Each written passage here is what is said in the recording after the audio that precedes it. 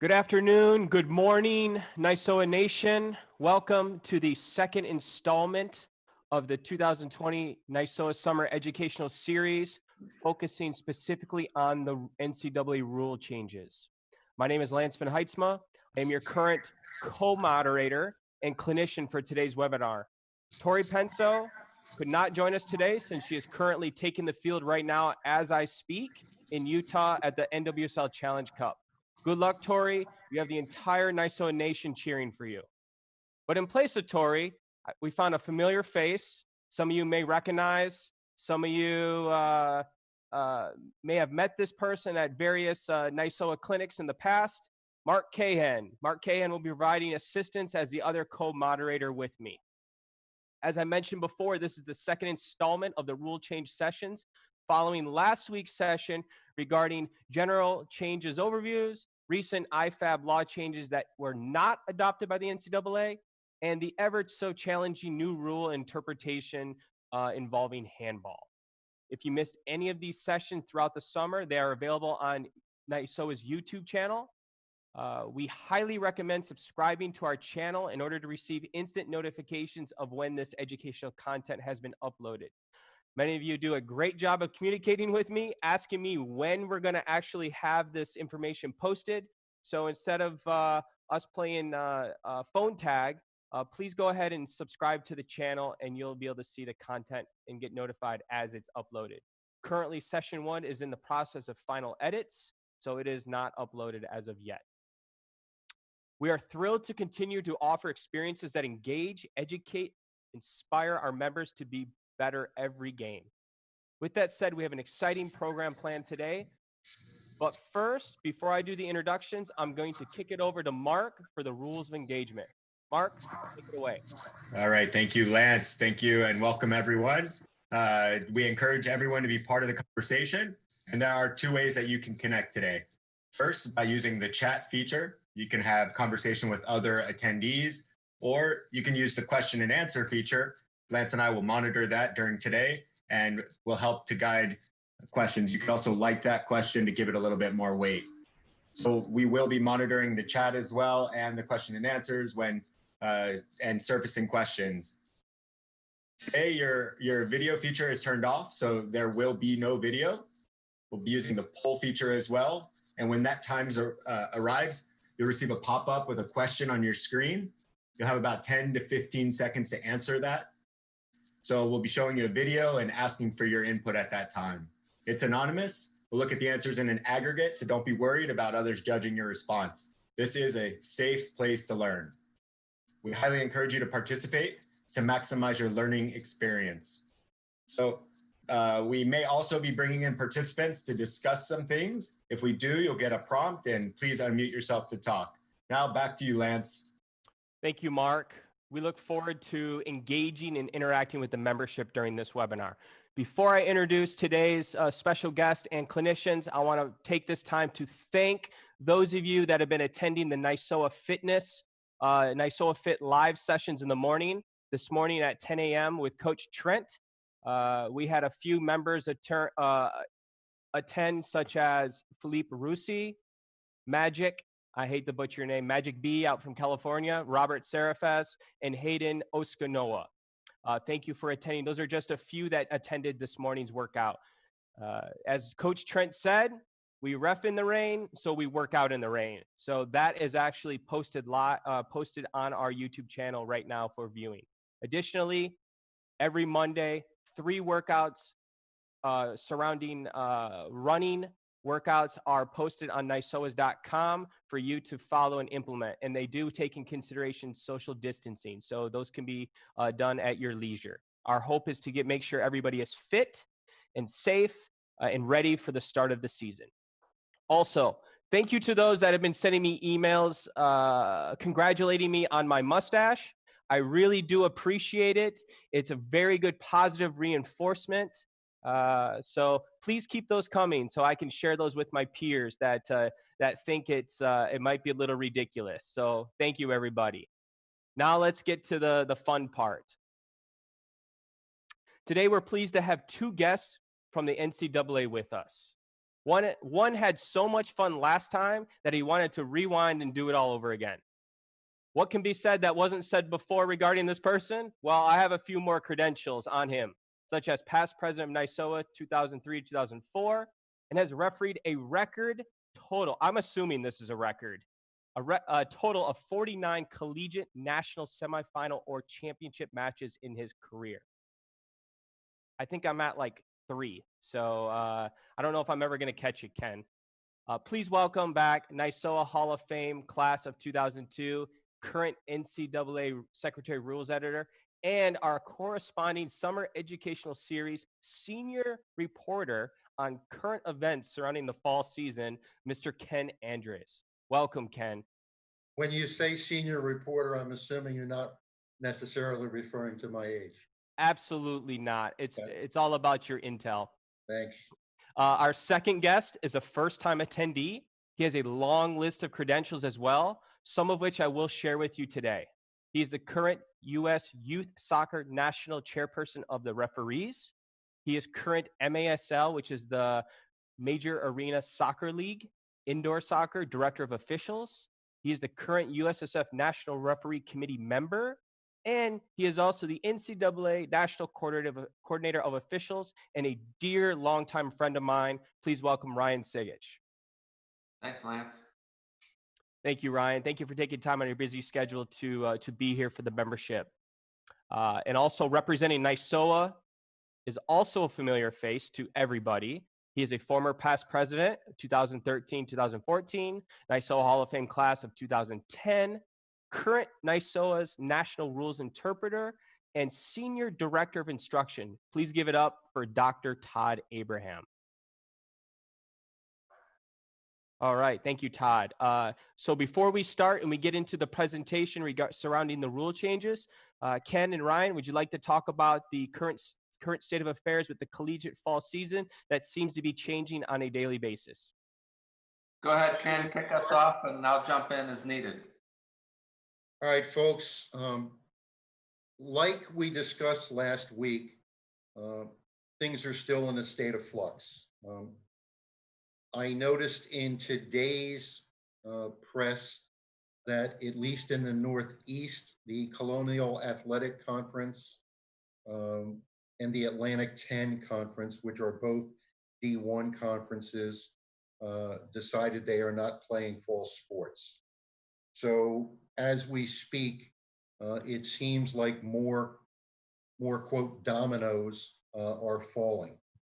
And you may all have seen the official statement that came out from NCAA President Dr. Mark Emmert earlier this week, again indicating that things are still in a state of flux and they are waiting for more information. So long and the short of it is, we don't know what's going to happen with this year's season, but we need to be ready, and that's why things like this are so important.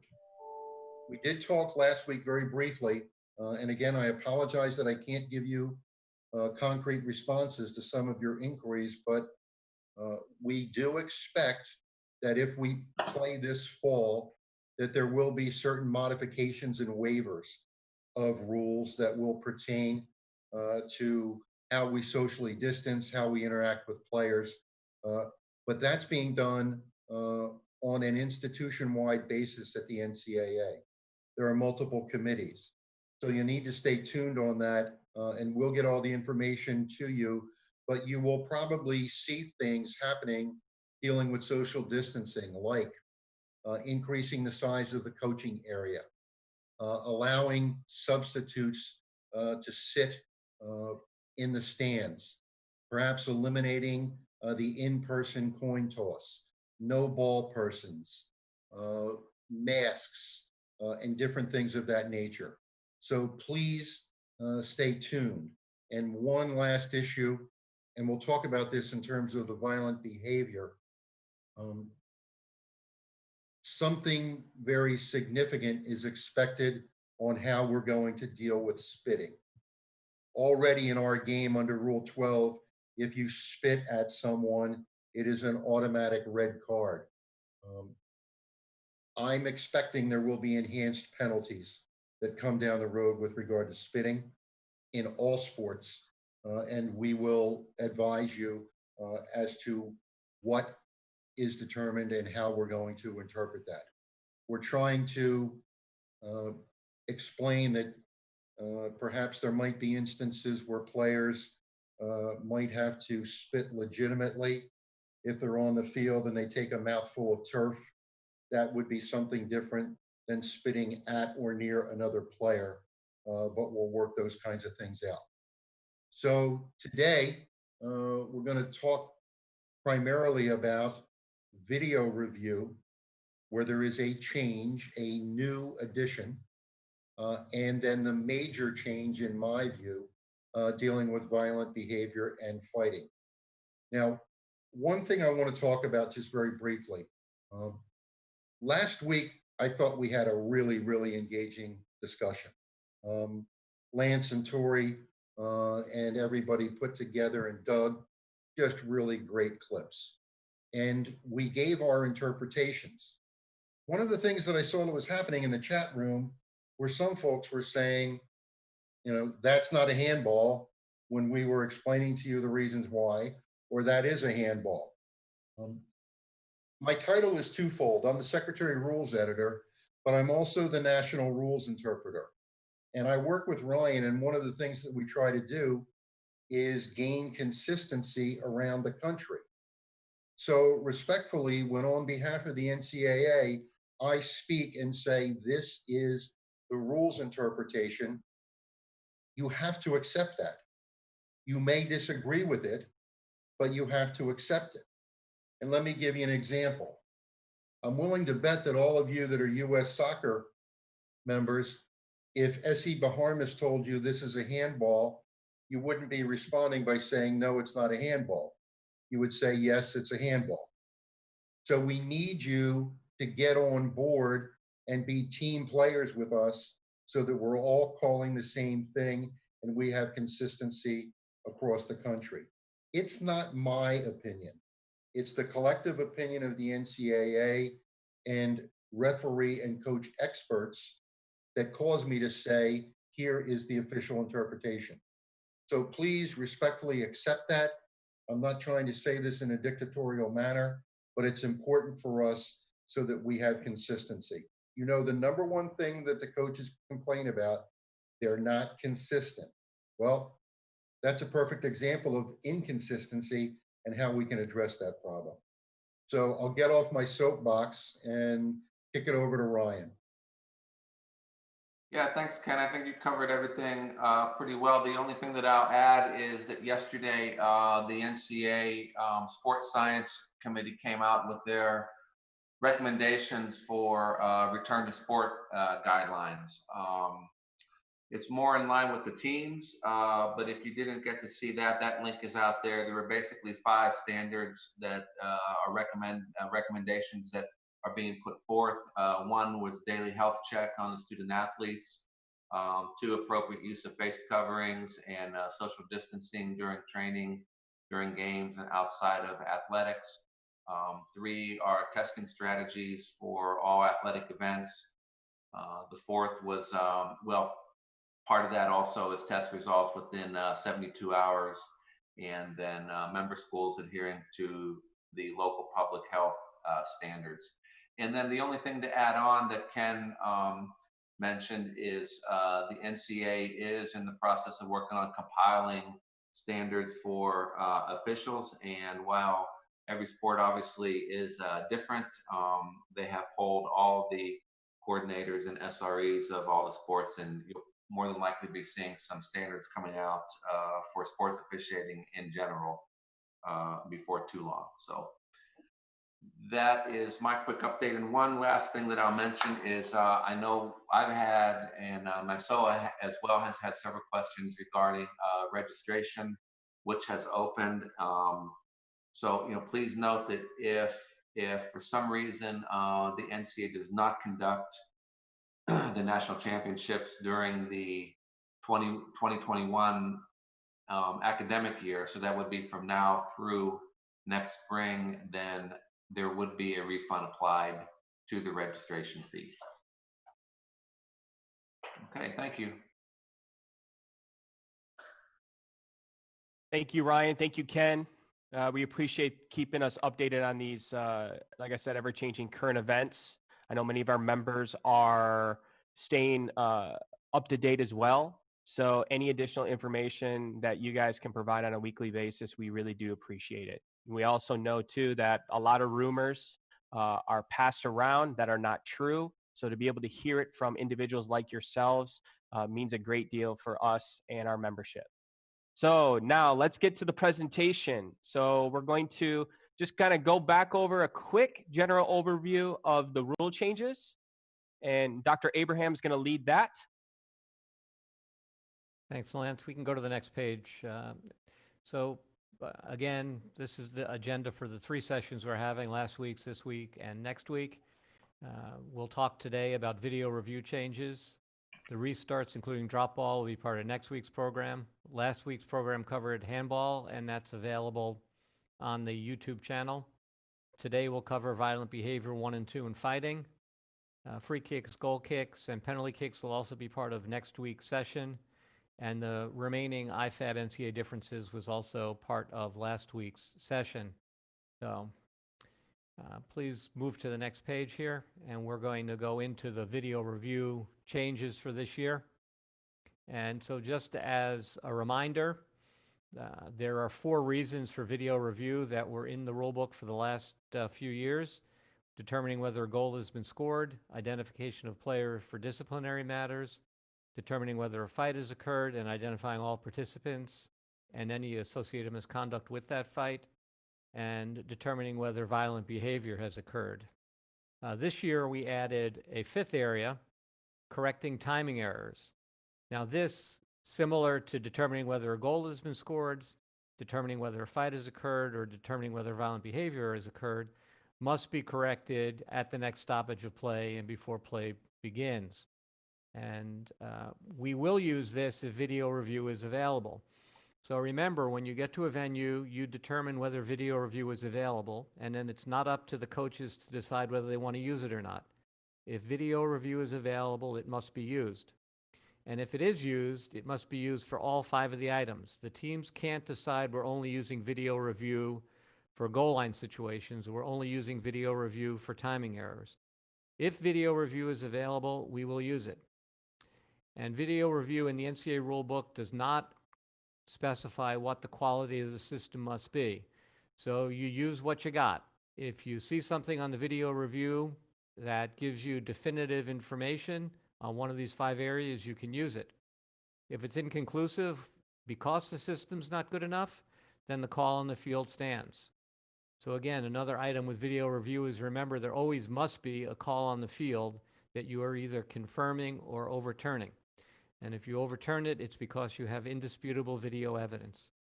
So with that, we'll go to the 4 original reasons for video review and show you some quick clips on that.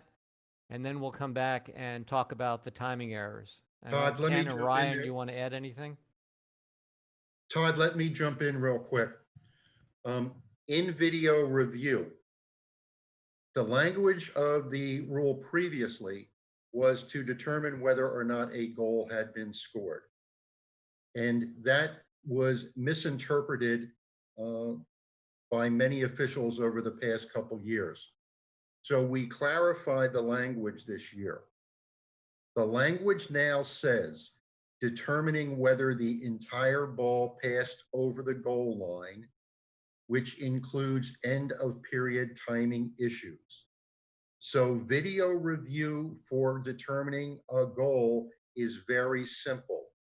Did the entire ball cross the line?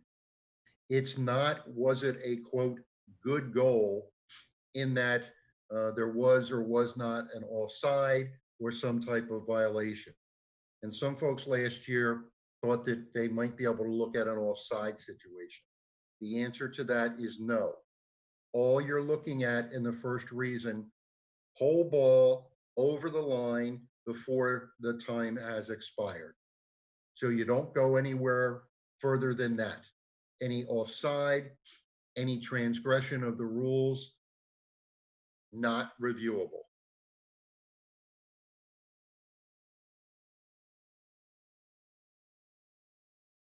Great. Back Thanks, to you, Ken. Let's go to the first clip, Doug, if we could, please.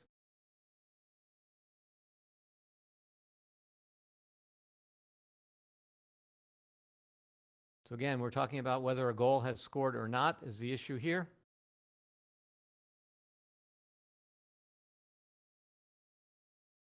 The referee crew is determining whether the ruling on the field is good goal or not.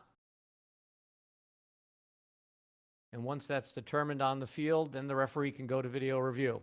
And he's explaining to the coach the call on the field and now going to video review to check.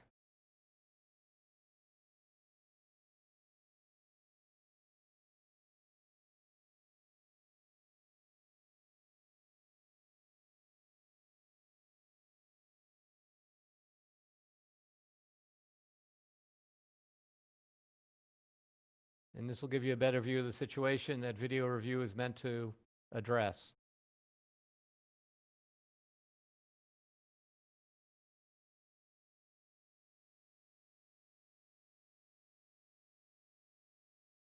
So as you can see, the ball is propelled by the hand of the attacker into the goal.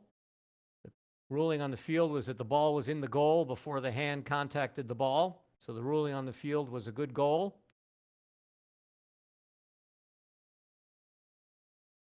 And now based on that ruling, using video review to see whether indeed the ball had completely crossed the goal line before the handball.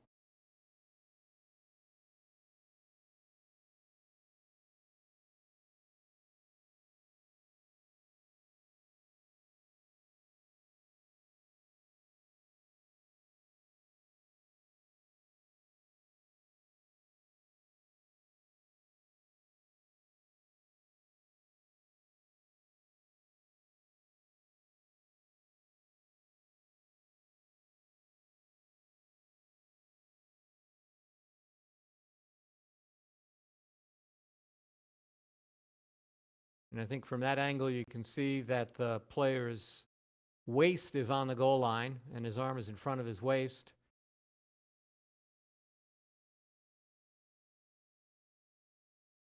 Confirming that the ball was in the goal before any kind of handball.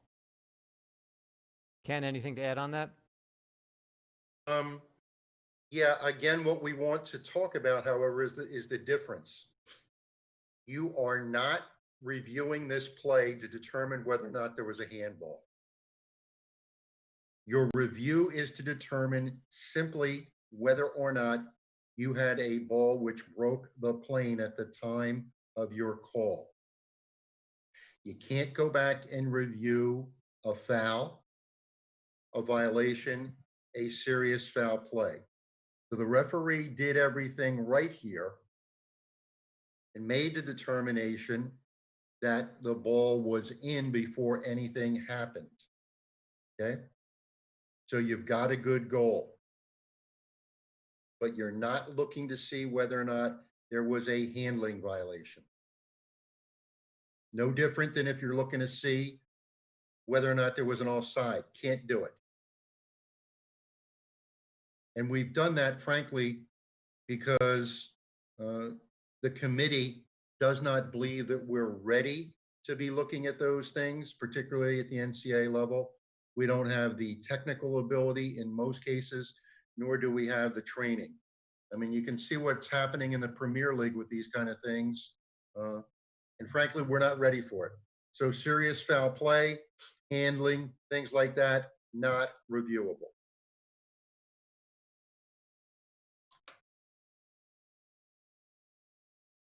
I see a question. What if the ball didn't cross the line before you stop the play? What do you do? If you don't have a good goal in that instance, what you've got is a drop ball for the keeper, uncontested.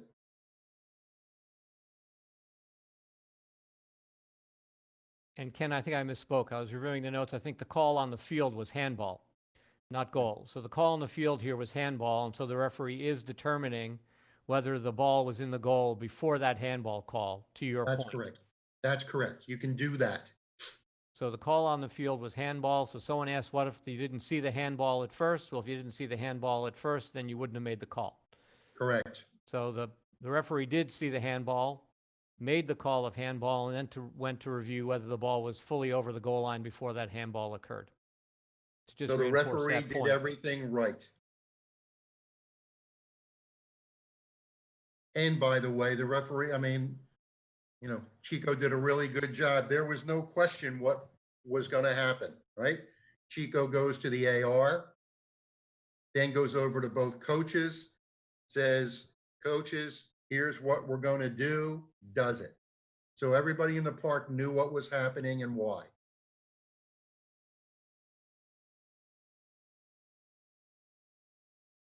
Excellent, excellent. Next.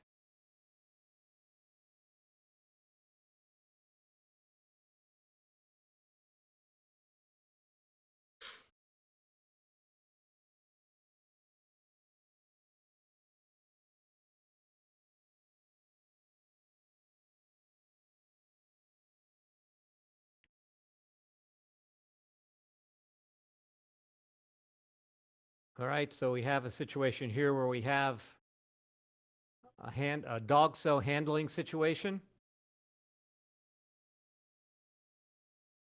The referee does not see this. However, someone else on the referee crew does, and with the headset informs the referee. The referee then goes and gets that information, which in this case happened to have been the trail AR. So AR1, who was the trail AR in this case, saw the dog so, identified that. The referee then used video review to determine the player that committed the offense, not determining whether or not the offense occurred, but determining the number of the player that committed the offense so that the proper player could get ejected for the dog so. The referee crew had made the call on the field that dog so was there. So again, video review is not being used here to determine whether or not dog so or the red card occurred. What's being used here is to identify the player that handled the ball to deny that goal scoring opportunity. So the referee crew's call on the field was dog so, handball. And the referee crew appropriately used video review to determine who handled the ball. Thank you, Todd. And I'd like to add a point to this too that's very important here is that when you have video review available, please make it a best practice to let both coaches know prior to the match. Because you see here, the team in purple, the coach is confused and he's upset for why it's being used. His host institution does not have video review, and this is a non-conference game. So don't expect these coaches to know and understand video review and when it's available and when we use it. So please communicate that prior to the match if it's being used to avoid this confusion and to avoid any unnecessary dissent or emotional outbursts from the coaching staff. Look, when you get to the game site, you need to inquire of the host institution. Do we have video review today? If the answer is yes, you are using video review. Period. End of story.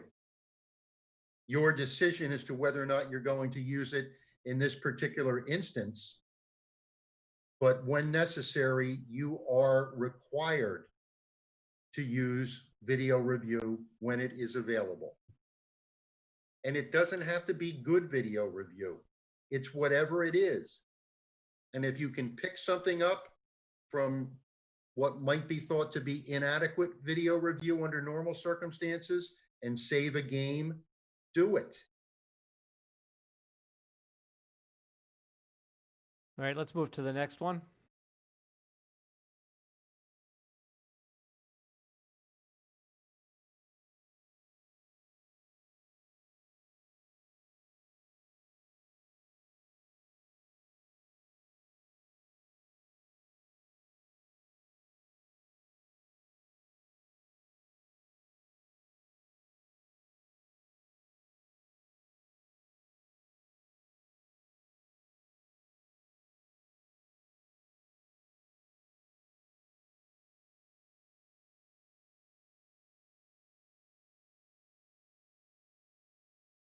So obviously in this situation, there's a confrontation here. And the referee crew wants to determine whether that confrontation has risen to the level of a fight. So again, the third area we talked about was determining whether a fight has occurred and identifying all participants. And so the referee crew here is able to use video review to review this incident to see if any of the actions of either team's players rose to the level of a fight or violent behavior. Right. And so that's the purpose of video review in this clip. And in determining that, they can deal with any associated misconduct with this issue. But the cause and the reason for going to video review is to determine whether or not a fight has occurred or violent behavior has occurred. So again, I'm repeating myself. Serious foul play is not reviewable. The NCAA has determined that we're not ready yet. So you look at violent behavior and you look at fighting. And I think when we did our prep for this, Lance talked about the fact, all right, once you have a stoppage to look at violent behavior and or fighting, that opens the door for you to look at misconduct from that point forward. So if you're looking to see whether or not 7 Blue committed violent behavior and you see 8 White come in and throw a punch or also commit violent behavior, you can deal with all of this. Why? Because we want the disciplinary matters to be handled in their entirety. Different than looking at the whole play. Is it a goal? Is it offsides? These kinds of things. Once you have the review initiated for a valid reason for disciplinary cards, the doors open, deal with the whole scenario. And right now, if you freeze it right there, just go forward a little bit, please, Doug. So freeze it right, a couple of more frames, please. So freeze it right here. You'll see there are 2 players on the right side of the screen out of the view of the referee and the AR who are conversing about what's happened, who are chest to chest, face to face. If something popped up in that situation while the referees were conferring, video review is the tool you have to make sure you get that misconduct. Those 2 players right now are just dancing and they'll keep each other away from the situation. But had they moved to a higher level of confrontation here and you warranted that that required either a yellow card or an ejection, you could deal with it while the referees are, in this case, attending to other matters associated with this altercation. So think about this. This is going to be particularly useful when you have a mass confrontation. And the other point to make here, folks, is that keep in mind, we must make a decision. We must make a call on the field. We can't use video. We cannot use video in this case in a scenario where we simply don't know what to call. There must be a decision made on the field. And let's move to the next clip.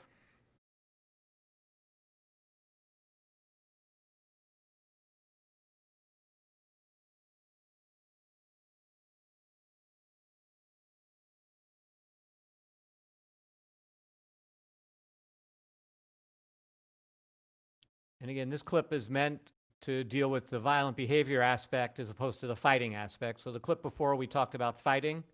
This is one of violent behavior that again can be reviewed. And now all this pushing and shoving that's happening after the play is part of this same altercation. And if any yellow cards need to be issued because of this, you have the option to do that upon reviewing this video. The cause for video review was assessing violent behavior from the initial contact from that player that ran about 20 yards into the back of the opponent.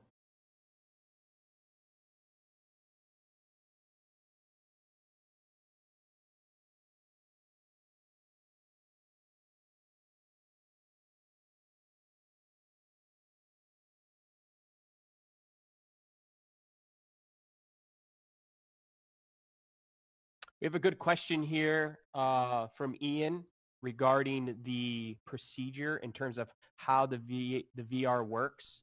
The question is, who is working the video review? Is it another official or someone from the home team? So I'll come to that in a second, but there's the situation, the altercation that we had here. I saw someone pop up saying, can we see it again? That's what we're seeing. So that's what prompted the video review.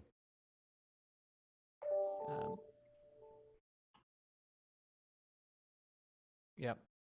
And the video review here, you'll see the referee goes over to the video review screen. The only suggestion here is make sure the coaches know that you're going to video review. He goes right to the screen and doesn't inform the coaches. It might have been helpful to tell the coaches he's going to review the situation on video review, but he goes to video review to look at that. The video review system, again, per the rules, need to be at field level and easily accessible. So during your pregame, you ought to understand how that video system operates, whether you will operate it yourself or whether there'll be a school personnel there who will be able to help you operate the system. But it is up to you as the referee to determine how much you want to see in the play. You don't want the school official, if they're operating the video review, to say, look at this or look at that. You just ask them to move the tape forward or backward. You as the referee are in control of that. And if you see now on the side of the screen, number 5 comes in and commits yet another offense, hitting the orange shirted player in the back at the end of the play. And again, this is all review as part of that same situation. And you'll see he throws a forearm into the back of the player there on the left side of the screen, into the back of number 3. And that's also part of this same altercation and can be reviewed as part of video review.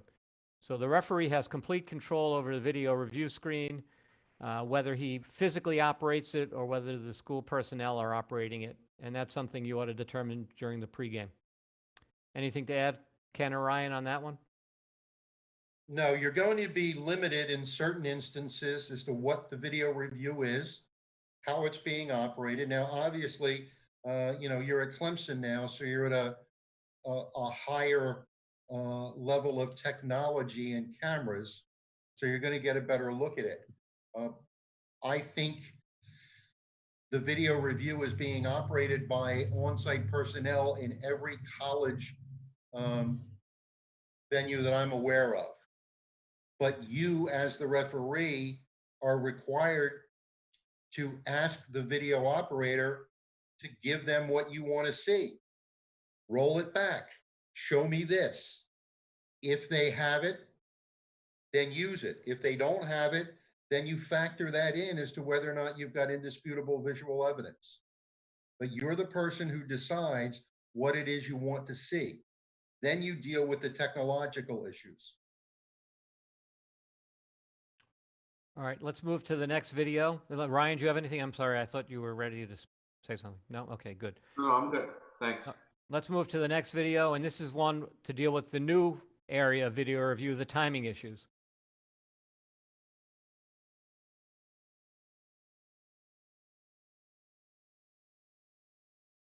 Okay, so we had a ball played in. Referee signaled a handball that the clock operator inadvertently thought was a signal to stop the clock. The referee recognizes that the clock was stopped and tries to get it restarted. So the ball comes out here. It's played in, handball. Referee makes a signal for a handball. Clock is stopped inadvertently and then restarted. And you can see with 6 seconds left in the half, or actually in the game here, in the second half, a goal is scored. So the way this is meant to be handled now with this rule change is when the referee recognizes that there's a timing error, that the clock is stopped and it shouldn't have, he should now stop the clock, use video review to determine how much time was elapsed, properly reset the clock, and then restart the game. So video review here can be used to determine how much time should have elapsed between when the clock was stopped and when he was going to stop the clock to check video review. He may not have the clock in the frame. That's That's important. It may be, the clock may not be in the frame, but you can use your own timing device to determine how much time should be changed on the clock. So you don't actually need to see the scoreboard in video review to make this determination. You can, as I said, you can time it on your own watch, on the AR's watch. You can time it off of the video to get the clock set properly. Now, hypothetically, had the referee not recognized that the clock was stopped and then restarted on the kick, he could have checked the time after the goal was scored to see whether or not time would have elapsed before the goal was scored. So again, the rule here is that timing errors must be corrected before the next restart. So once he recognizes that the timing error has occurred, he must correct it before the next restart. In other words, before this re-kick.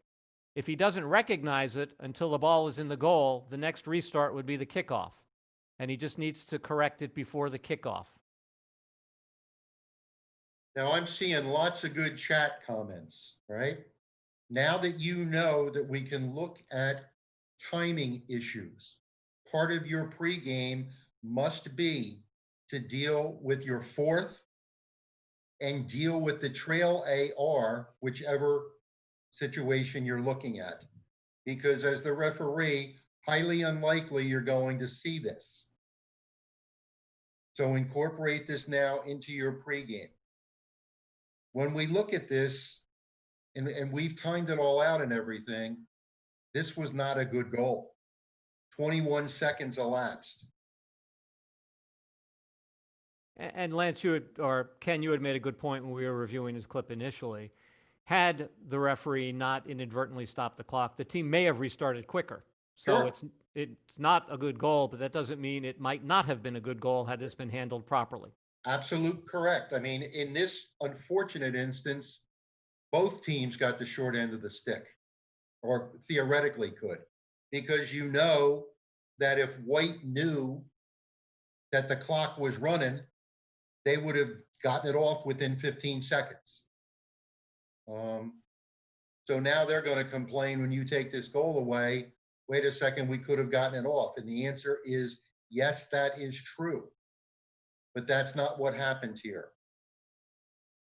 Look, you know, when there is a restart in a dangerous situation with minimal time on the clock, that everybody's eyes and ears have to be perked up to full attention and look at this. Should the referee have expected this? No, not likely. Should an AR and or a fourth been looking for it? Yeah. That's why soccer refereeing is a team sport and we sink or swim together. And Ken, that's I'd also like why to- we have a set of approved signals. Yeah. And Yeah. the signal here for the handball confused the timer. And so in some respects, you can't blame the timer from his or her vantage point. That may have very well looked like a stop the clock signal. So it's important to make sure that we only used our approved signals.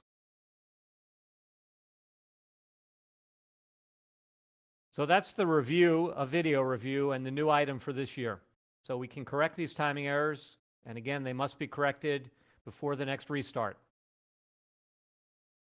And now we'll go to the next section. We go to the next page, please. One other point. Thanks for bringing this page up, Doug. I'd forgotten we had this in here about some of the mechanics here. So the typical situations that we're looking for here is when the clock stops or does not stop on the referee's signal. Typically, these situations happen when you're dealing with misconduct. You signal for the clock to stop. The timekeeper may be not paying attention. You have to get that sorted out, and you should do it before the game restarts. As we said before, the clock doesn't have to be in frame. And this could be an end of half issue as well. So if there was an end of half issue, as long as you correct it before the second half starts, it is a correctable situation. Also be alert to some tactics here from the coaches on these situations. So a coach after a misconduct might tell you, I think that the clock didn't stop in time. I want you to review the timing. What the coach may really be saying is, I want you to come over here so I can yell at you. So make sure that you understand what the reason for that request is, and there's no reason why you as the referee can't have the alternate official in those situations deal with the timing issue. This is not a judgment issue. So if it's a factual issue, the alternate official may deal with this, and this is something you should discuss during pregame.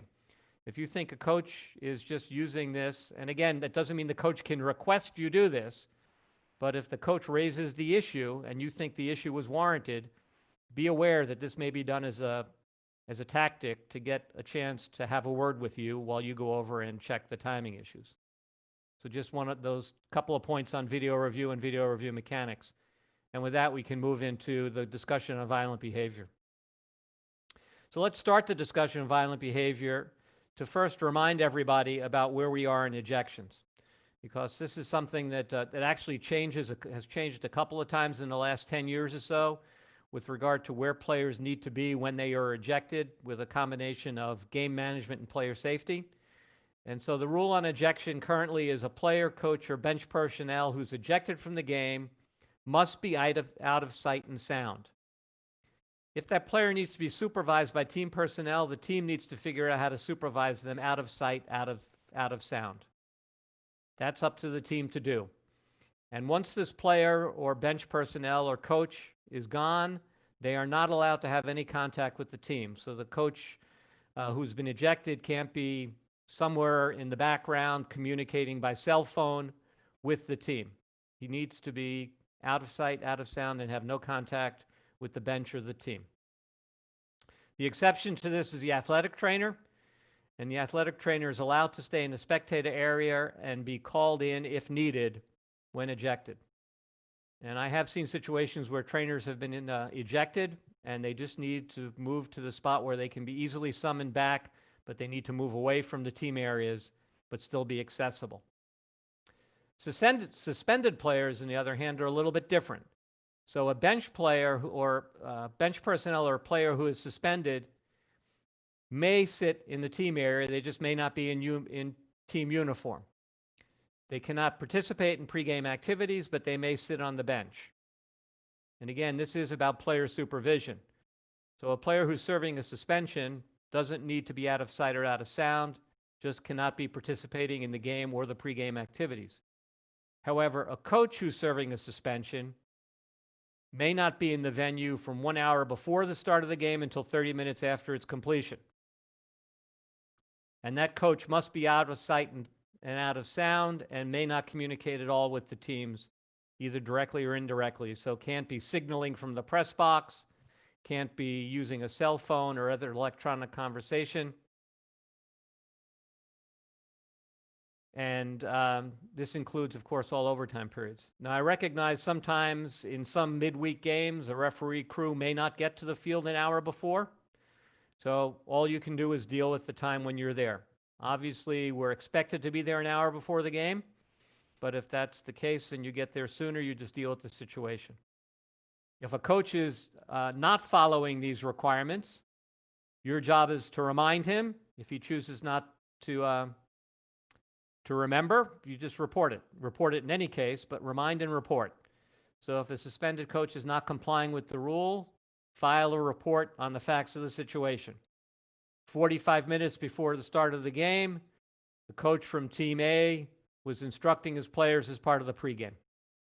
Send that in to your assigner, and it'll be dealt with accordingly. And then, Ken, do those reports go to you as well if there's a coach that is not dealing with a suspension properly? Yes, and in fact, and we'll talk about this, I guess, next week, we changed the reasons for permissible protests. And that is one of the two permissible reasons for permissible protests. So that report should go to Ken as the Secretary of Rules Editor, and it should go to your assigner. Yep. And then you're done with it. You don't have to decide whether anything else. If you just report the facts. And you need to make sure that when you have this game participation by coaches or folks who are suspended, that this is looked at very seriously. There are significant penalties suspensions get doubled for players and coaches. So make sure you get it right and make sure you write it up properly. We are doing everything we possibly can to eliminate what the committee views as an act of cheating. Okay, so moving now on to violent behavior 1 and 2 and fighting. So Ken, do you want to do the introduction on this? Because this is, if you like, your baby. You've been working on this one for many years to get this Sure. changed. Right. We chatted about this briefly last week. Little bit of history. When we adopted the fighting rule, give or take 10 years ago, it was a fight is a fight is a fight, to use the vernacular. And it was a 2-game suspension and everyone was good. Then we started seeing other areas and acts of misconduct that were every bit as bad as a fight, but were 1-game suspensions. And what really became the tipping point was there was an instance, I'm going to say 6 or 8 years ago, and I believe the game was in New Mexico, where there was a ridiculous hair pulling incident. And it made the rounds, frankly, around the world. And people were talking about how we didn't know what we were doing in college soccer and not dealing with this and it only being a 1-game suspension. So what we tried to do was to shoehorn or cause certain types of really nasty, violent behavior into the fighting definition. And frankly, it didn't work. It caused confusion. And I'll take full responsibility for that since I'm the Secretary Rules Editor. And last year, a light bulb finally went off in my head. 6 or 8 years late, but at least it went off. And it went off while I was watching a college basketball game. And I saw the basketball officials going over to look at video review to make a determination. Were they looking at flagrant foul 1 or flagrant foul 2? And that's when I realized that we should do the exact same thing for violent behavior. So we're not really changing the type of misconduct or the penalty, but what we are doing is clarifying the verbiage. Okay, so we're back to a fight is a fight is a fight. Now, the actual definition of fight is defined as a deliberate strike or punch or an attempt to strike or punch another player, official, coach, or bench personnel in a malicious manner. So hence my terminology, a fight is a fight is a fight. And all you need to do is throw the punch. You do not need to connect. It's a 2-gamer. So that's going to be the easy part. What we did to correct the confusion was break violent behavior into 2 types of level of responsibility and disciplinary action. Violent behavior 1. And the definitions are what matter here. Unwarranted, excessive act or use of force when not challenging for the ball. So we're taking this away and you understand the difference. It's not serious foul play. Unwarranted, excessive act or use of force when not challenging for the ball. In my basic terminology, this is what we have always thought of violent behavior to be. And it is a 1-game suspension. What we've done is now created the verbiage for the separate category of, again, using my shorthand, the really bad violent behavior that's well in excess of the unwarranted excessive act or use of force and warrants a more significant penalty. So again, let's look at the definition. It's malicious, bad intent, and so extreme and severe that it places a participant in danger of physical injury. So you're looking at, is it malicious? This is going to be something that's deliberate. And it is so bad that it's likely to hurt the recipient. And we give examples of things that it could be, not necessarily dispositive. Could be headbutting, elbow to the face or head, stomping, kicking a defenseless person, or hair pulling. And now what we're going to try to do for the rest of today is make those differentiations. And if you look at the note, the clear intent of violent behavior 2 is to eliminate conduct that presents a serious risk of injury and has no place in college soccer. What are the key differentiators? Premeditation, malice, and severity. Now, one of the blowbacks we got from the coaching community is we don't want referees making decisions as to whether or not it's a 1 or 2 game suspension. Our response to that and our instruction to you, you are not making a decision as to whether or not it's a 1 or a 2 game suspension. You are making a decision as to whether or not this was malicious and so extreme and severe that it places a participant in danger of physical injury. If the answer to that question is yes, it's violent behavior 2, you write it up and the chips fall where they may. And then it's up to the NCAA and me to enforce that. Don't make a decision in your mind. Is this a 1 game or a 2 game? We don't want you thinking that way. We want you looking at the definitions, okay? Is this so extreme and severe that a player is likely to get hurt? And if that's the case, violent behavior 2. That's your decision. And to your point, Ken, I just want to reiterate the fact that you mentioned at your opening, this is really nothing new. We've always done what you just described in the past. We're just calling it something different. It's just recategorizing. Yeah, these things here, we were trying to get you to shoehorn into fighting last year. So when these bad things happened last year and we were saying to you, that's a fight, well, it's not a fight anymore. Now it has its own very clear category. It's violent behavior 2. It wasn't a punch, but this was something so extreme and severe that it could have really hurt somebody. And it's every bit as dangerous, if not more so, than a punch. Correct. And I think the clips, go ahead, Ryan, go ahead. No, sorry, I was just going to add, Ken, the other thing that I always like to add here is in our rule, we talk about the word malicious. And if we look at what the definition of that is, straight out of Webster's, it's intended or intending to do harm or showing a desire to harm someone. So, that is one of the factors or considerations, if you like to use that term.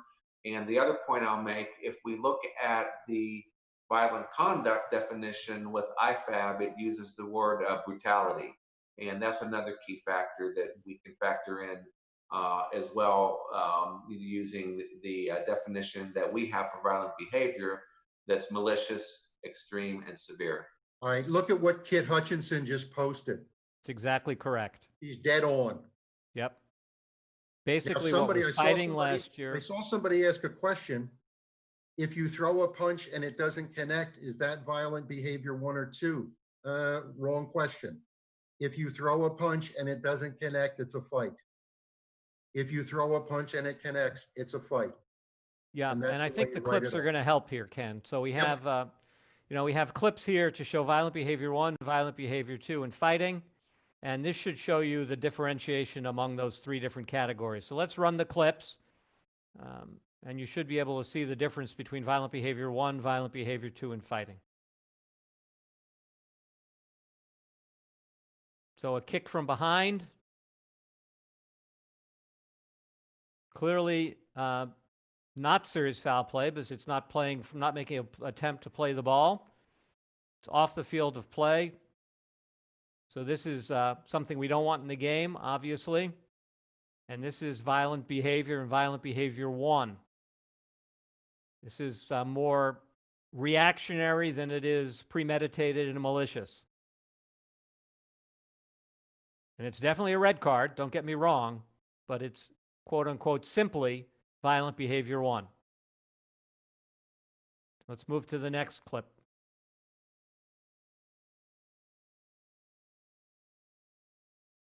A headbutt.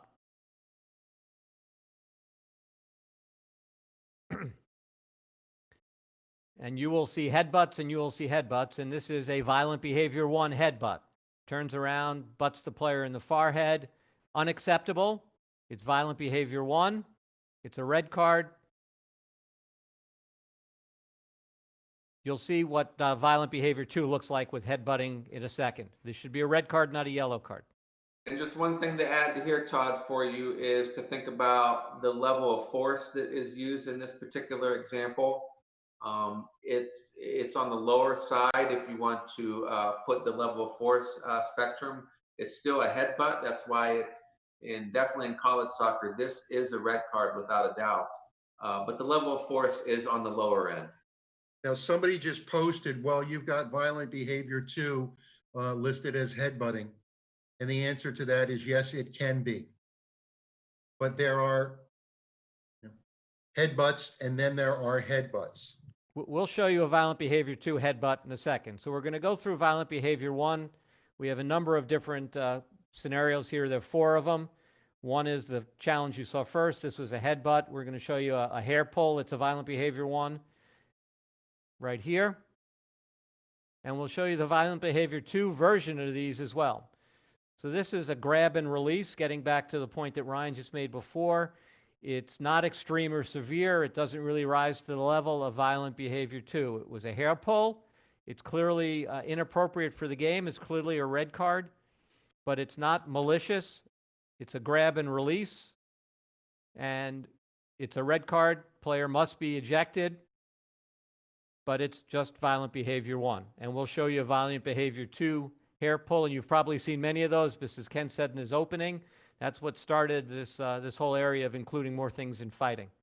And hey, Todd, if I could jump in with the point just to help answer the last question where the individual said that we have headbutting and hair pulling listed as violent behavior 2. But if you really look at the definition, it must be in a malicious, extreme, and severe manner. Look at the definition and look at the verbiage. It may include. Yes. In violent behavior 2. Okay, and let's look at the 4th clip here.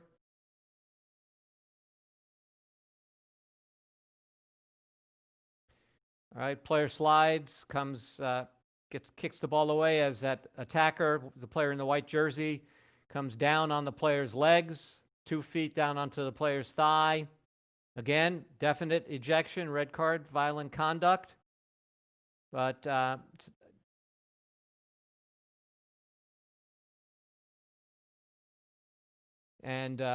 again, as you look at this, it's not done in a malicious manner. It's still a red card, don't get me wrong, but to determine the differentiation between violent behavior 1 and 2, this doesn't rise to the level of malicious and excessive. And so it is simply violent behavior 1. Now we show these as a baseline. These are all red cards. You're seeing a number of red card clips here. These are all ejections.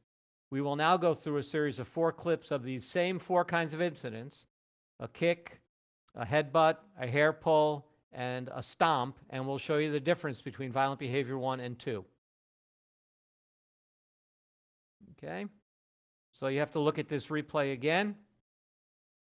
This is a strike, and where is this strike coming? It's not to the feet like we saw in the first time, the back of the legs. The attacker here, the player in the red jersey, strikes to the back of the head with a forearm. It is not a punch, it's a forearm. And if you wanted to say this was fighting versus violent behavior 2, I don't think Ryan and Ken would argue, but we're showing this as a strike to the back of the head, and this is violent behavior 2. The force is more excessive here. It's malicious. And this is done deliberately and needs to be dealt with a red card, violent behavior 2.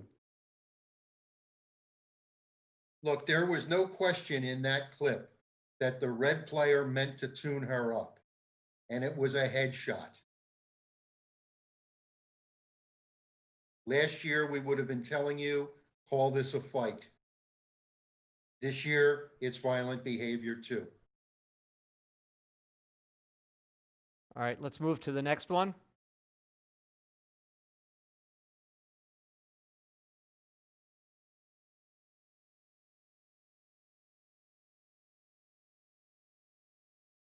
Doug, can you replay that He contact? will. It'll come back again. So I don't know if you saw the. Doug, can I use my pointer here, or do you have to use your pointer to circle where things are going on here? It's directly under the scoreboard. So if you want to play it one more time, look at the players from this angle. It'll be directly under the scoreboard as it comes around on the second replay. And you see the player in the red-black jersey headbutting the player in the white jersey. The player, this is the difference between the, if you like, the casual headbutt we saw as violent behavior 1, and this is the malicious headbutt with intent to harm and do damage. And so this is a violent behavior 2.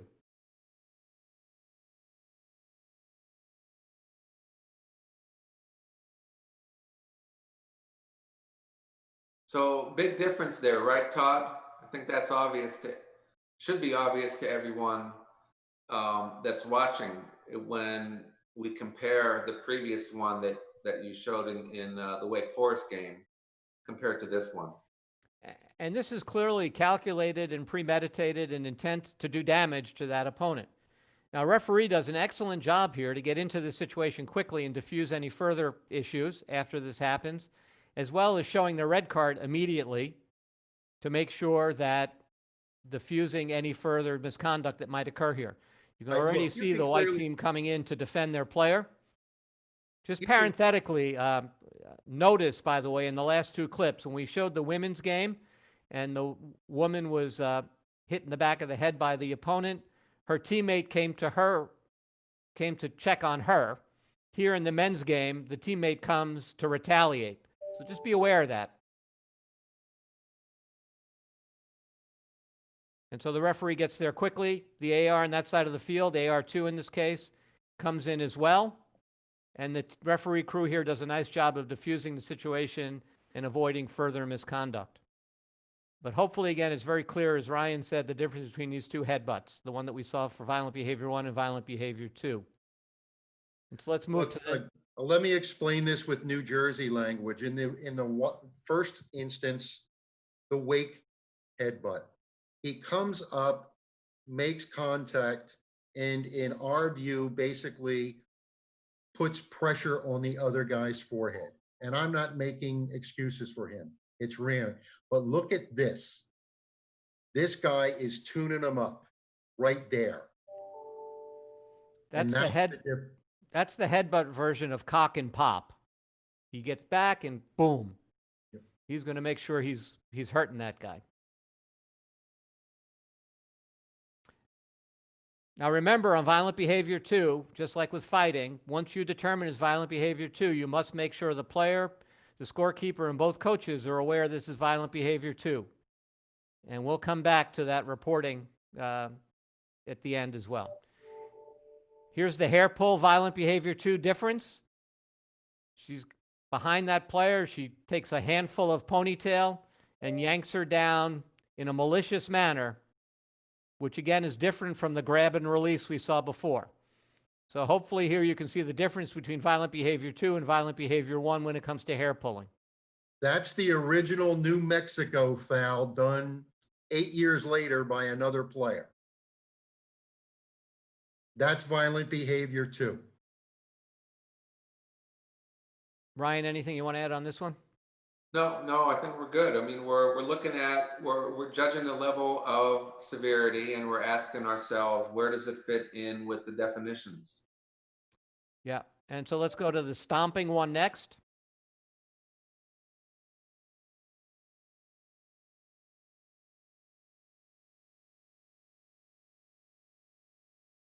All right, and again, you can see that that player maliciously, intentionally, deliberately, whatever adverb you want, stomps in the opponent's chest. That is violent behavior too. That's hopefully different in your opinion as well as ours from the one that we showed you before, where the player almost inadvertently but inappropriately still came down on the opponent's leg.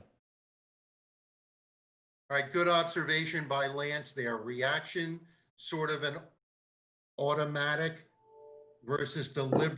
I'm gonna do her here. Stomp in the chest. Ball well away. That is bad. That's deliberate. It's malicious. Somebody's going to get hurt.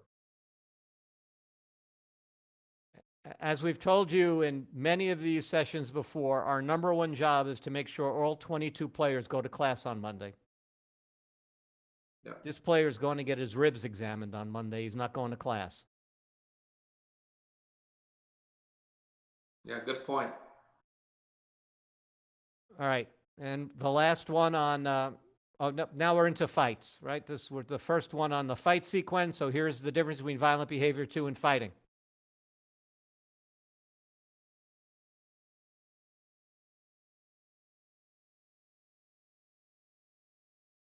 That's a fight. That's a swing. That's a punch. You don't need two people to fight. So in this case, 24 turns, throws a punch, hits number 23 in the face. 24 is ejected for fighting.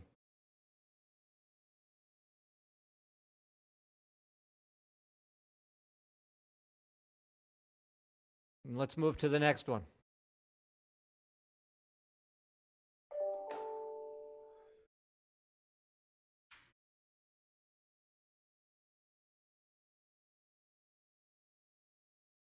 Again, there's a closed fist, strike to the face, punch from the player in the black shirt. That is definitely a fight.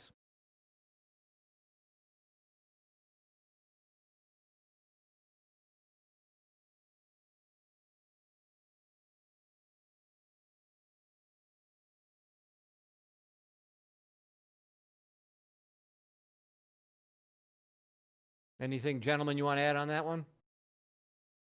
No, this one should be an easy one for everyone. Clearly a fight.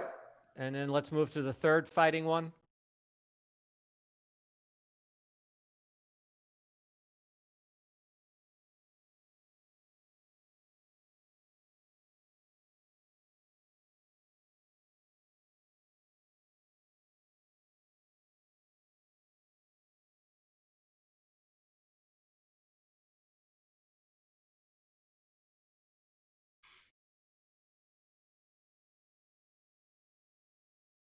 Ryan, why don't you take this one and dissect this one a bit? This is a good one.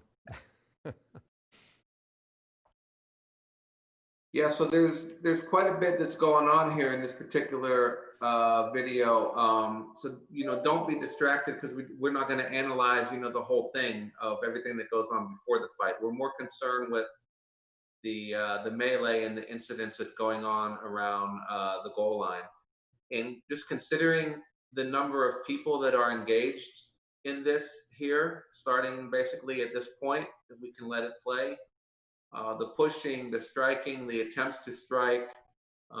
We've got a throwing opponents to the ground right here coming in. This definition is a fight. Watch 77 white.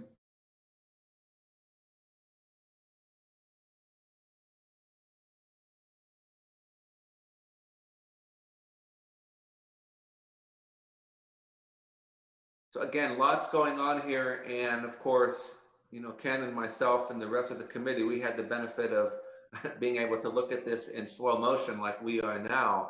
But in the ideal scenario, in this particular incident, we have number 77 in the white jersey and the number 9 in the dark blue jersey that should receive red cards for fighting. Right now, somebody is making a rather astute observation, but I'm not sure I agree completely. Stand back, take names and numbers. Obviously, we want some crew members of that, and you don't want to get yourself hurt. But you want to be close to this and leaning on your whistle with every ounce of breath that you have. Now, also, this is the perfect example of video review. You initiate this to determine whether or not there was a fight, and now the door is open. So you're going to start theoretically with 77 white, and then you're going to go from there. But from a mechanics perspective, I'm not sure that we collectively are doing enough here. Yeah, I agree. I think, again, I want to come back to one of the fundamental principles that we talked about, Ken and Ryan, which is about player safety here. And we're not going to put ourselves in a situation to be unsafe, but we need to be more involved to ensure players are safe here. I understand that there are other mechanics instructions that'll say stand back and take numbers in a game where professionals are doing this and this is their full-time job. These are students. Our job is to de-escalate the situation however we can without getting hurt, without us touching players.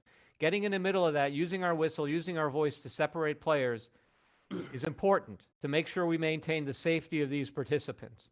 It's not simply stepping back and seeing who can hit who the hardest and then let other people judge what the suspensions are.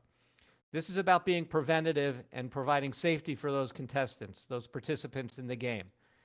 And so whereas you may be told in other situations to stand back and take numbers, in this situation, we want you more in the middle of this, not to the point where you're going to get hurt, but in the middle of this to stop this from escalating to the level where you have people coming from all over the field to get involved, and you don't even see one of the referee crew in the frame. Absolutely, Todd. And I'd like to add something here that we talk about at CONCACAF when identifying players in mass confrontations. We talk about initiators, we talk about instigators, and then we talk about aggressors. So if you're able to use those three terms, who initiates and the initiates, instigates, and aggresses, that'll be able to provide more framework for you to be able to identify, especially in games like this where you do not have the luxury of video review. I agree. Yeah. Now, again, my term, I should have been able to hear this whistle in New Jersey. I don't remember where this game took place, but you've got to be blowing your proverbial lungs out.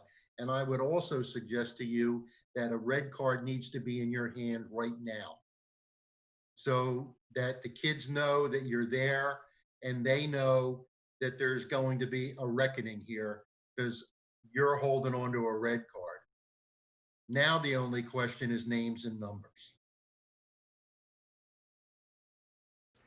All right, let's move to the next page on the, we have one more, I'm sorry, we have one more clip here. So let's move on to the next clip.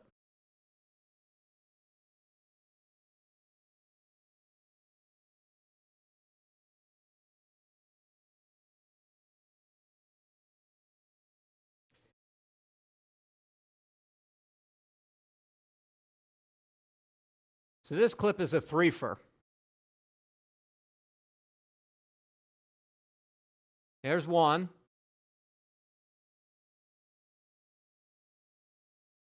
With a cock and pop elbow. There's two. Let's throw the player to the ground.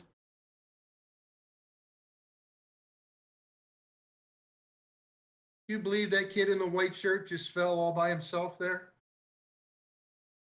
And because those two red card situations, that red card was unwarranted, let's make sure we headbutt the referee too so we can get referee assault in as part of this whole situation.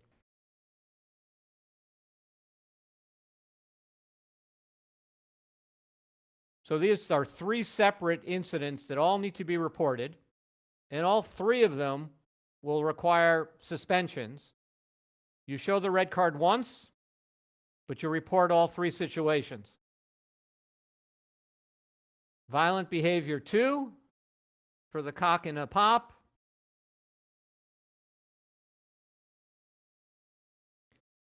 Violent behavior 2 for throwing this player to the ground in a malicious manner.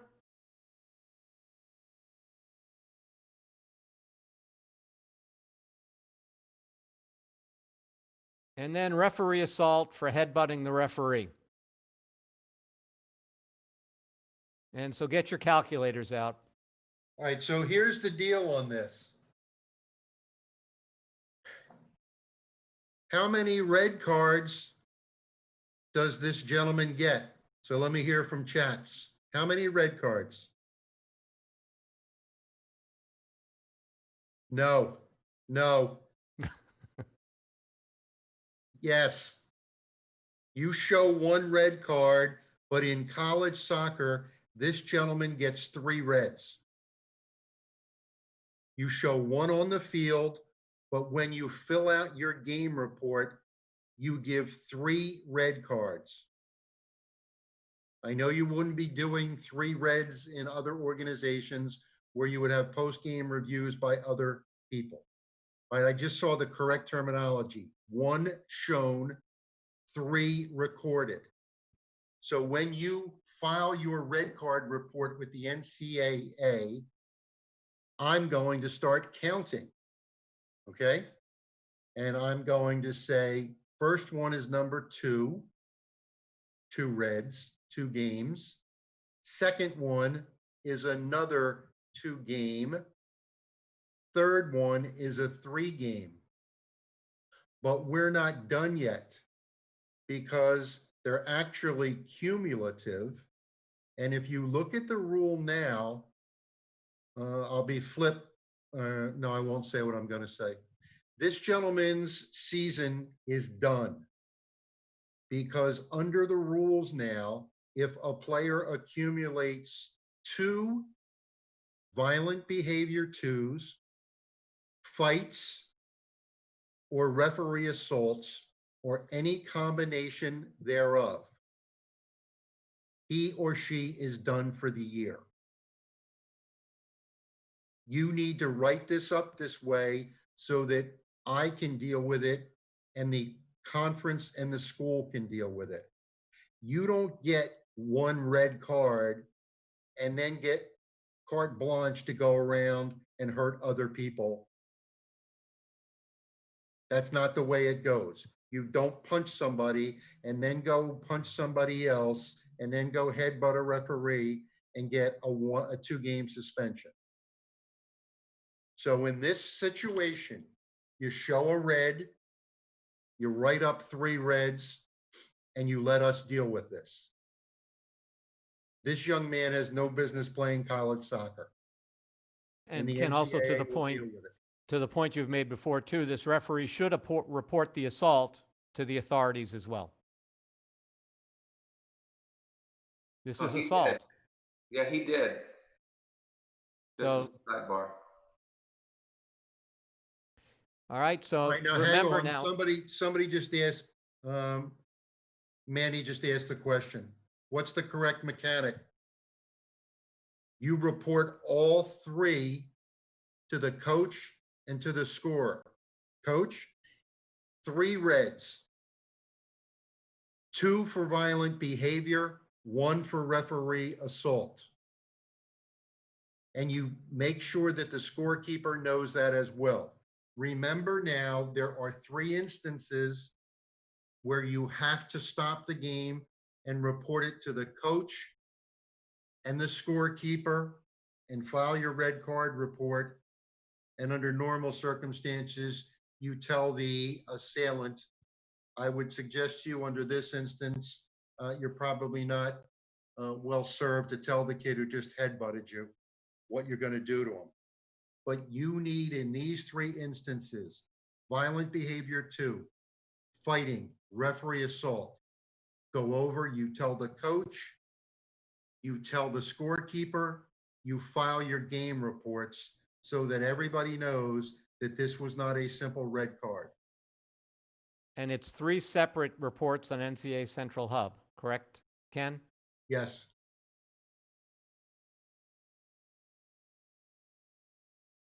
All right, so let's talk about reporting requirements here, and Ken just went through this.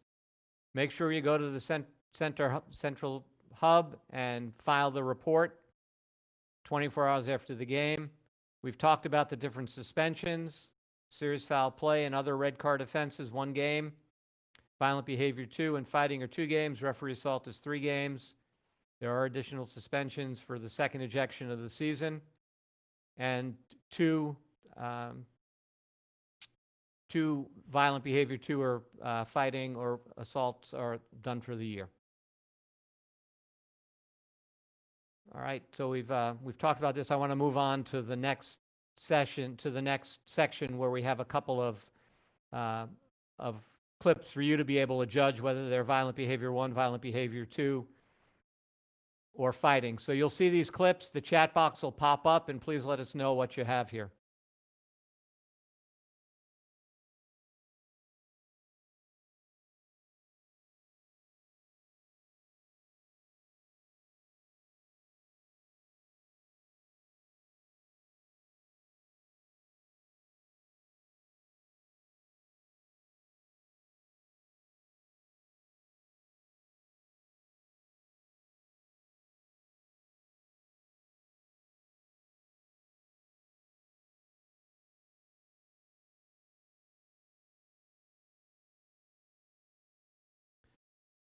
All right, we ought to be able to do this one pretty quickly. So Doug, give everybody about another 5 seconds, and then let's see what we got.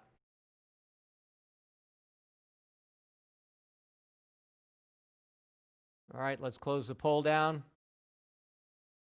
And what do we have? All right, well, this should be a clear fight for people watching this. The players are swinging, throwing punches, closed fist. I don't see any question on whether this is fighting, why people might think this is violent behavior too, but this we want called as a fight.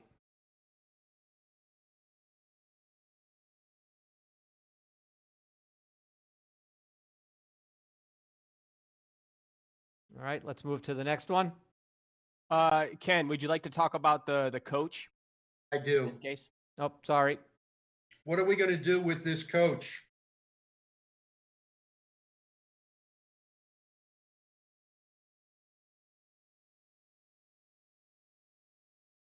All right, this coach is a peacemaker. The coach is allowed to be a peacemaker. Only the coach is allowed to be a peacemaker. So if any player or other bench personnel comes on to the field, yeah, you're right, Brandon. Thank you, coach. Good job. He's actually pretty quick too. You're right about that. Do you want the ref touching those players? Probably not. You should likely position yourself in a way to impede someone from going after somebody else. But I would suggest to you, it's not a good idea for you to be grabbing players or touching them. But the coach as a peacemaker is legit. Anybody else coming on the field's another red. All right, let's move to the next one.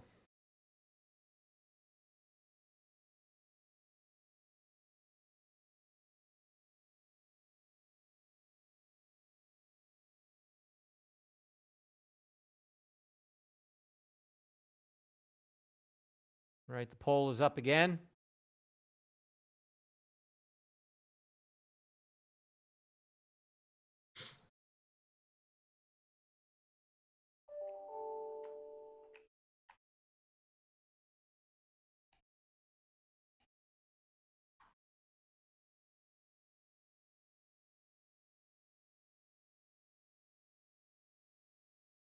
All right, let's get those votes in here. Let's see it one more time in case you missed it the first 2.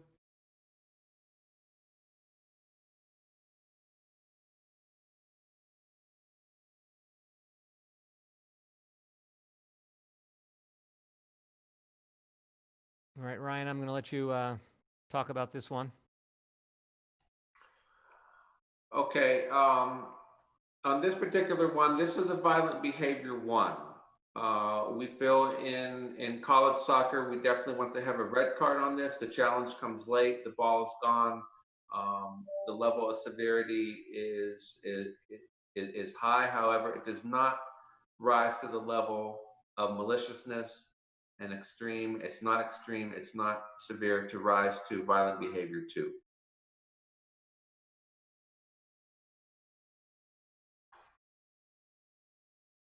It is not a challenge for the ball, hence violent behavior, not serious foul play. It is excessive. In our view, we didn't view it as likely to cause injury. And we see that as a differentiator.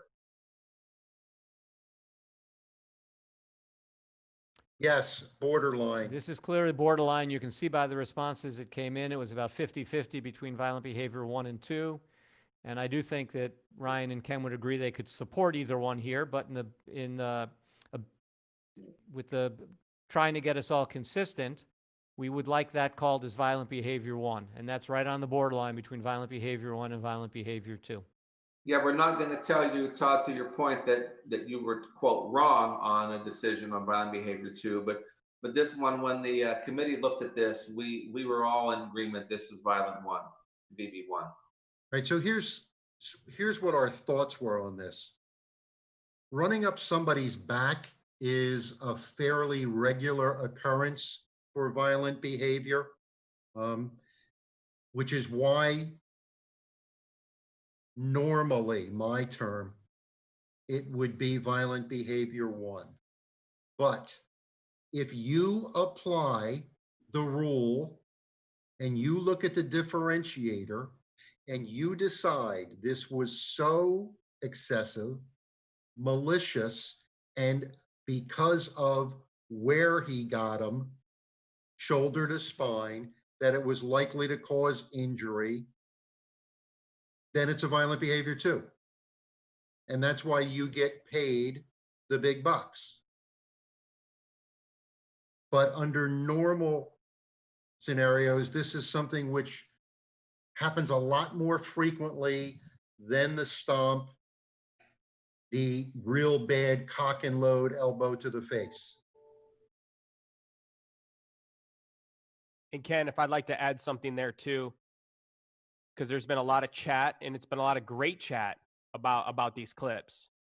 When you're in this gray area between violent behavior 1 and violent behavior 2, that indicates that it is not clear about the maliciousness in the force used. Good point. So if it's not clear on the maliciousness of the force, go low. In this case, if you're between violent behavior 2 and 1, and you cannot make up your decision because it's gray area and you have doubts, go violent behavior 1. And this is especially important this year, this fall season, when it's going to be a reduced schedule. Okay? So you don't want to be misappropriating punishments because you feel that you're uncertain, so you want to go up in punishment because you're trying to prove a point. That is not what we're asking you as NYSOA or the NCAA. When you have any doubt, go lower. And so for those people on the chat that are 100% certain that this is violent behavior 2 because of the maliciousness, okay. But for those people, to Lance's point, that are not sure if it's violent behavior 1 or 2, okay as well. Violent behavior 1 is what we recommend as well. The important part here is this is a red card. There's no question about this. This is a red card. This player must be ejected from this match.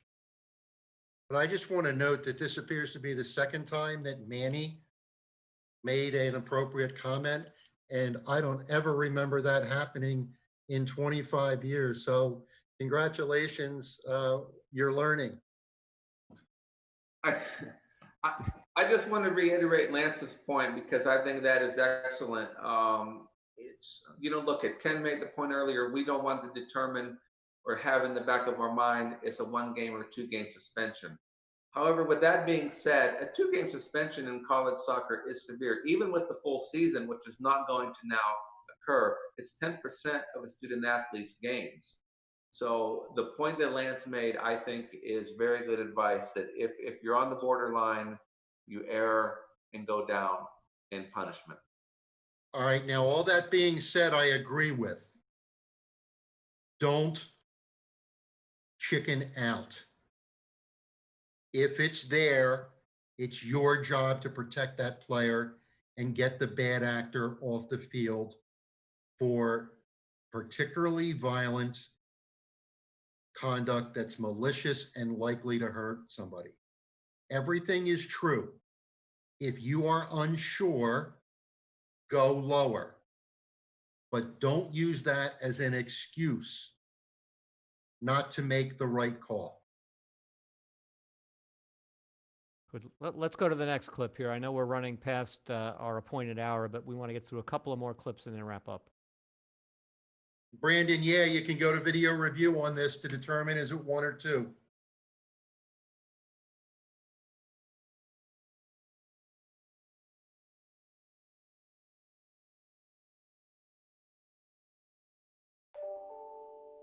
Right. Poll is up. We're dealing with this elbow right about at the halfway line.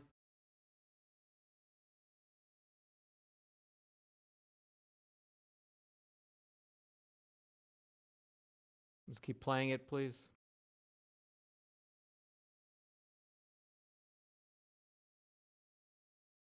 And I think we can close the poll here. The violent behavior 2 is correct.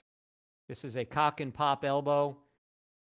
There's no question that that this is something we want out of the game. The contact is to the head and the face area. This is malicious. It's intending to do harm. There's a high level of force. There's no way we should think of anything other than violent behavior 2 for this. Folks, with respect, and look, we want your opinions on this so that we can deal with this. There is no question this is 100% violent behavior 2. All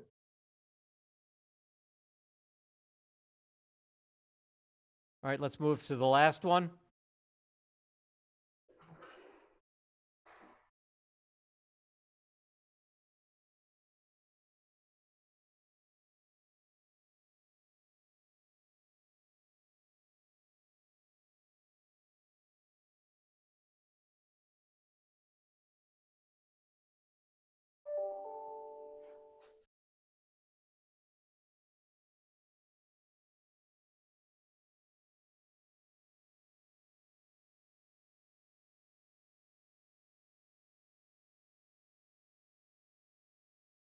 We'll let this one play through so you can see what happened here.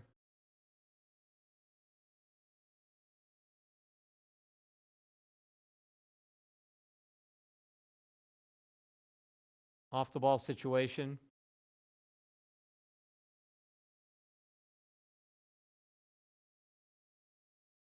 AR1 is the one who gets this.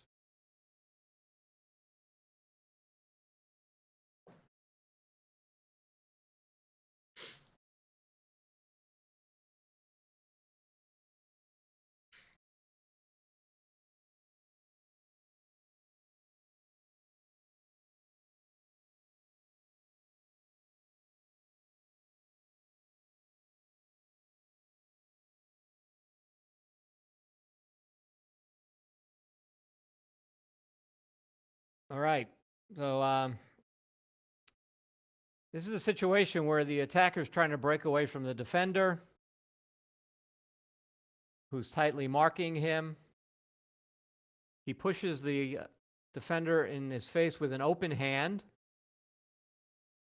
It's a low level of force. And this, frankly, does not reach the level of violent behavior. This should be a yellow card. This is none of the above. It should be a yellow card. It's a push. We don't want this in the game, but it's not a red card offense. It's not an ejection. It needs to be dealt with and sanctioned as misconduct. AR picks this one up, communicates with the referee. And the referee crew should be able to deal with this as a yellow card. Oh, well, if this is a punch, it's a red for 2. It's a fight. but the open hand with limited force makes it a yellow card. Ken, Ryan, anything to add to that on this clip? No. Let me circle back real quickly. Let's talk about that situation where we're fairly evenly split about violent behavior 1 or violent behavior 2, the shoulder to the spine.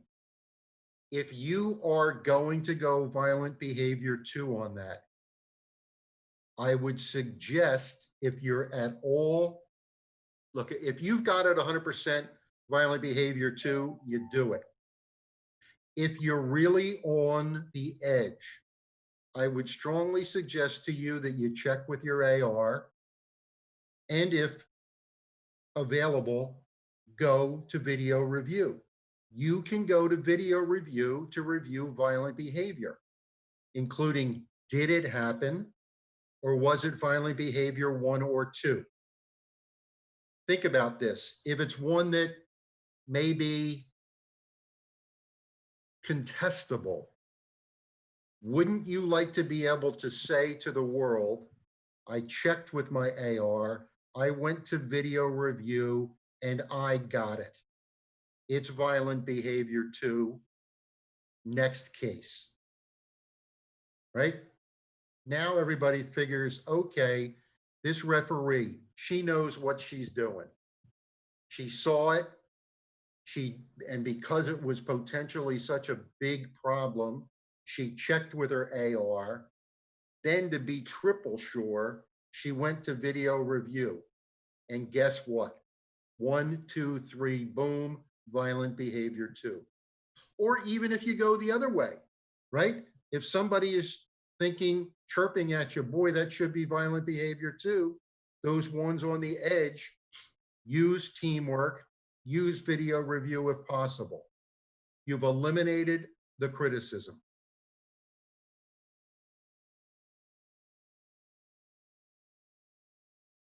Great. Thanks, Ken. I think that's helpful. Any wrap-up thoughts, Ryan, that you want to add here before we finish for the day? No, great job.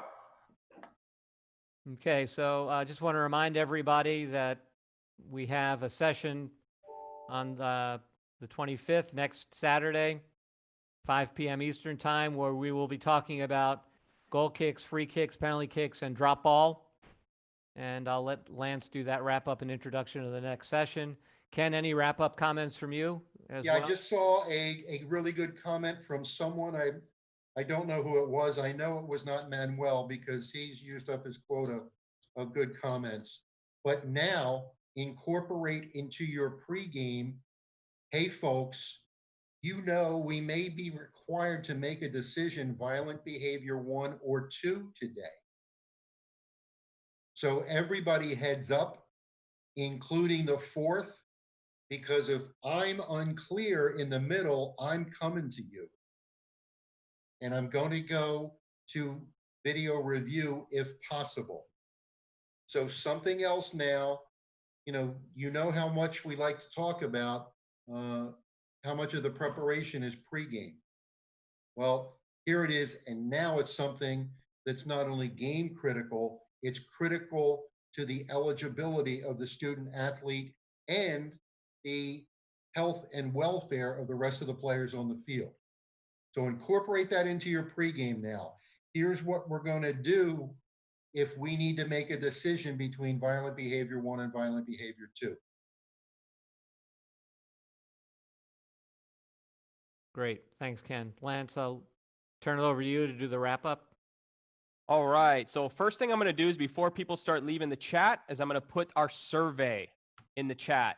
So please take time to go and fill out the survey. This provides us with much needed information, recapping how we can be better and what other products and information our membership would like to see in the near future. For example, I read all of these surveys. To give you an example of this, we had to reschedule Corey Rockwell and his presentation due to his commitment at the MLS Is Back Cup. But in place of him, we had Bill Dittmar, who talked about managing the technical areas. And this was a most requested subject based on these surveys. So please, we do take these serious. So please take the time. It's about 5 minutes to go on there, and it helps us drive our education and make it a better experience for all. I want to thank Ken and Ryan, our special guests from the NCAA. You guys were fantastic. It's always a pleasure to see both of you. We appreciate your willingness to come on and help educate the NYSOA membership. We know that NYSOA holds a special place in both of your hearts and your referee careers. So we appreciate you being able to come back on, provide official NCAA guidance and interpretations to help our membership prepare for the upcoming season. As you can see here, the schedule for the NYSOA Summer Educational Series focusing on the rules is here listed. Our next one is July 25th, and it will cover restarts. Okay, so we will be focusing on restarts and how those have changed to align more with IFAB. All right, and then we will end it with a live Q&A session in session 4, and that will be on August 2nd. Additionally, we have a webinar with our friends at ECSR on August 2nd to go over some professional development opportunities and clip analysis with them. So Ken, Ryan, thank you very much for your attendance. Thank you very much for your participation. You know, we greatly appreciate it. Mark, thank you so much for helping me in the chat box. Tori got very lucky to miss this one because we were extremely active, and I think I'm developing arthritis with all the comments that we had to respond with. But it's fantastic. Thank you, everybody, for being open-minded about the information that was provided and the education that was received today. And we do greatly appreciate all those questions, no matter what they are.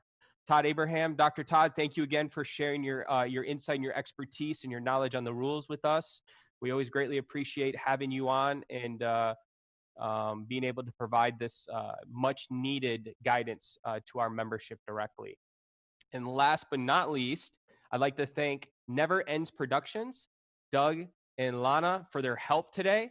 We couldn't have provided this we like to consider it a top class production without their help. Many of us know that have been on webinars since this COVID-19 pandemic that audio and video quality is extremely important to us and in the success of webinars. So Doug and Lana, without your help, we wouldn't have been able to do it. So thank you very much. Additionally, please remember to visit NYSOA.com, visit NYSOA's YouTube channel. We have a wide range of educational development material and videos on NYSOA's YouTube channel.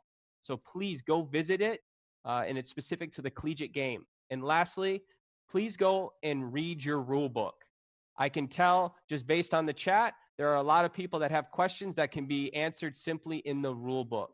So I can't underestimate knowing the rule book. Taking it from me personally, putting together the weekly analysis and answer keys for the stimulus quizzes, I tried to reference the rule book as much as possible, and it helped me greatly being able to frame my answers as well as make decisions on the field that are more appropriate to the collegiate level based on the rule book. So again, thank you everybody for taking time on your busy schedules. Please be safe, and please join us on next Saturday. Thank you all.